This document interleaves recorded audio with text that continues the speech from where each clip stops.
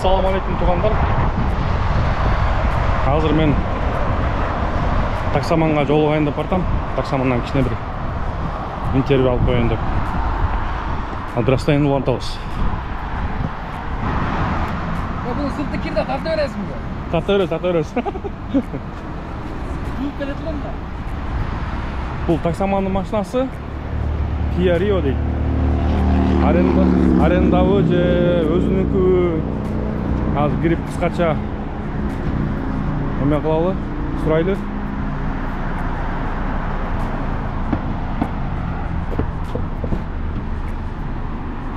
Бисмиллахиррахманиррахим. Ассаламу алейкум. Кандайсың? Аманчык. Ассалам, жакшы. Жакшы, иштериң кандай? Жакшы. Аманчык, эмне көрмөй кеттиң чөтө последнее время? Каякта жүрөсүң? Таксопарктан эле колум бошобойт десең. Диспетчер жок, өзүм диспетчерлик кылып отурпайм. Эртең Куда каласы 12-синде бир диспетчерлик иштесем таксиге чыгып калам го дейм. Видеолор чыкпай калды да. Ошо элдин баары сурап атпайбы сен таксаман жок болуп? Элдин баары же. Кичине күлдүрүп турчу эле жок депчи. Кантип таксопаркта иштеген болот? Жакшы болот, Кудайга шүгүр. Канча адам болуп калды таксопаркта? Түзүлдү эми 200 фигня чыгат. 500ге жакын адам иштейт негизи. Аны общий ошондо 500 адам бар экен да таксопаркта. 500 адам бар, бирок күннө линия чыкканда 200 плюс-минус 200 түзөк эле Кудайга шүгүр. Не болду? Камерин не кылдың? Камерин выкупта. Ошону камерин кайда сурашат. Ол выкупка кеткен. Ошону айтып коеюн да, сатылган деп. Ал выкупка кеткен, ал тукта. Аны эмне себептен выкупка бергенимди айткан элем, бирок көрбөгөндөр бар экен ал видеону. Да бир видеодо өзүм кыстарып өттүм, эмне себептен бердим, өзүм айта берсем неге болмок эмес. Ошону полный өзүм бир видеодо айтам. Узак сөздө түшүндүрүш керек. Аны эсептепчи беришим керек. Мындай болмок депчи. Ясно. А бул Kia Rio не машина? Аренда, выкуп, өзүмдүкү, эмнеки кандай? Өзүмдүкү келгенден кийин бир 40 күндөй жөө жүрүп. Эми негизи жөө жүргөм жакшы эле, жөөдө жүргөнбүз да ошол. Бирок бир жерден бир жерге жетишин жөө кыйын экен да, автобус, метро болуп атып.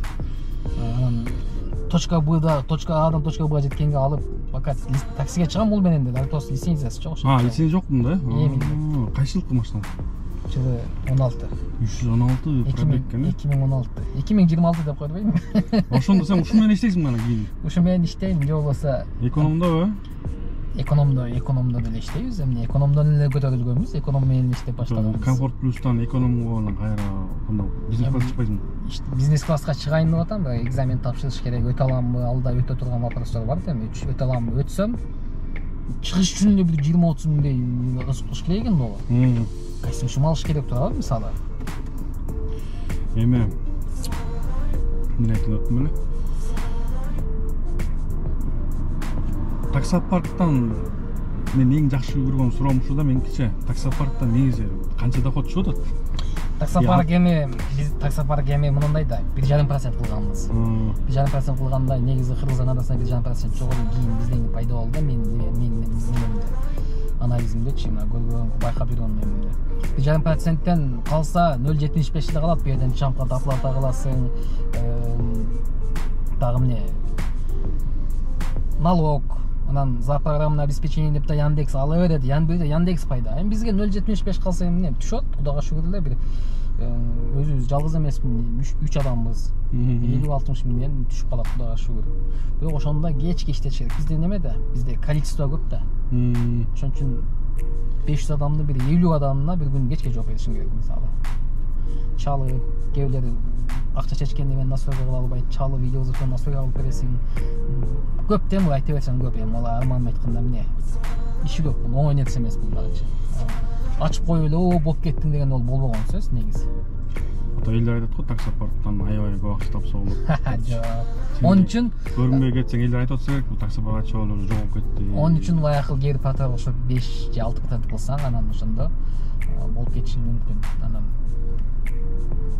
анчалык парктын процентин көтөрбөйм деп сөз бергенмин, значит көтөрбөйм. Бул машина канча кылдың? Буну 580 миң алгам. Кайсы жылы? Дедің? 16 дедin. Таксиден жүргөн машина, бирок Kia Rio да бар. Анда жакында дагы эле таксиге чыгып эле видеолор чыгышат экен анда. Буюрса. Башка иш караштырып эле таксиде иштейсиң. Жок, такси сферасында эле башка ишке пока что. Өтүш үчүн биринчиден нөлдөн башташ керек. Экинчиден иш акча табыш керек. Акча жок. Негизи таксиден акча тапса болобу?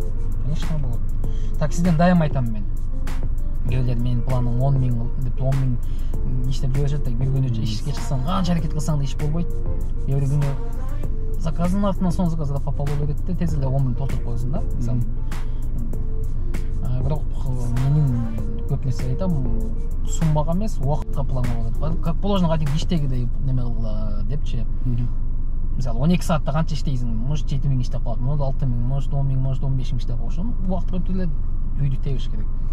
Просто мен видеолордун астына окуп калдым комментариydечи. Жазышат да эмелепчи, таксинин акчасы жукпайт, анан мисалы кээбилер ошо таксиден иштеп эле үй алып, семьясын багып атышпайбы?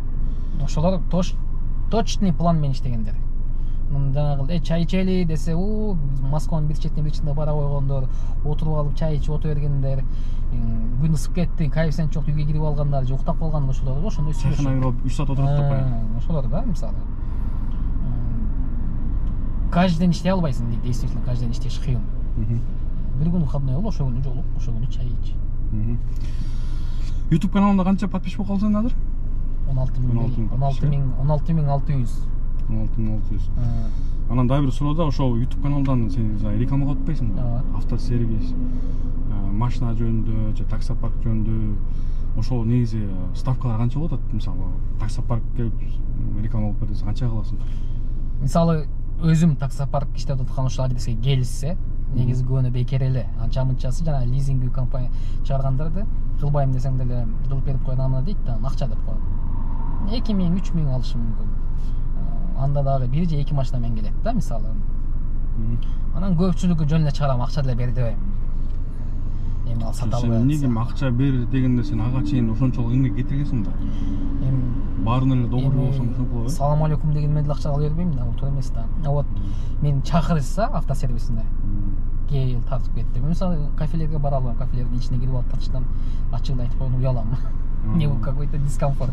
Автосервисте бекер болуп калышында. Жок, барып алып убакыт кетирип келип алып. Ошону ставка айтып коюң, элдер может керек, элдерге керек болот дейм да, мисалы, мен 5000ден башталат. 5000ден башталат. 5000ден башталат. Именно таксопарктарды тартсаң, бар аренда боюнча тартсаң. Ол деле 5000 болчу, азыр чото колум тийбегенден же болбосо рекламаны азайтайын каналда деп туруп алат, 8000 болуп койдум ошо. Бирок 8000 кылгандан бери эч кандай заказ түшө элек. Ошол аман. Интервью койгонго чоң рахмат. Иштериңе ийгилик болсун. Болду. Жакында сен таксиден өтөбүз. Сен каналың эмне ошондо интервьюлар турган канал болуп калды. Барыбыздан алып чыктың окшойт. Мен эми аралаштырып турам да, кичине разнообразие кылыпчы. Бир эле кечке менен таксини тартып берсең деле болбогат экен. Эме кылып кичине эме болсо. Ошол барарга салам анда. Ташалла. Подписка болуп койгула. Куба таксиге.